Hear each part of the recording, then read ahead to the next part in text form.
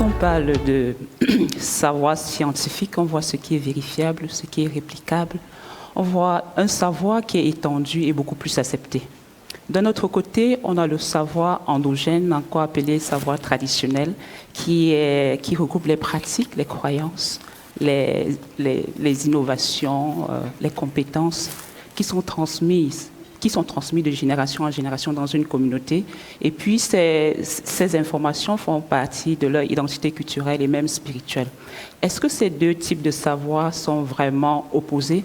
Parce qu'en réalité, les savoirs scientifiques d'aujourd'hui sont les savoirs endogènes d'hier.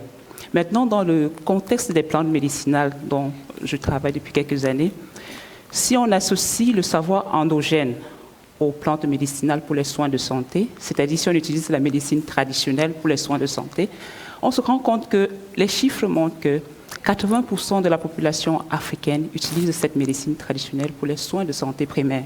Pourquoi? Parce que cette médecine est accessible, disponible, moins chère. Maintenant, prendre une décision sans tenir compte de ces savoirs endogènes quand ça concerne la santé, c'est ne pas prendre en réalité, c'est ne pas tenir compte de la réalité de 80% de la population. Et puis, on pourrait passer à côté. Maintenant, je vais quand même signaler quelque chose, que les savoirs endogènes devraient être pris en considération. Voici un des aspects qui permet que ces savoirs soient mis toujours à l'écart.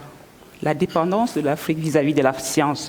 Je vais m'expliquer. Quand je parle de dépendance, c'est dépendance sur le plan financier, où très généralement, les objectifs du chercheur cadrent avec les objectifs du bailleur de fonds et qui ne touchent pas, on fait une recherche de qualité, mais le développement socio-économique ne suit pas en fonction des réalités de la recherche.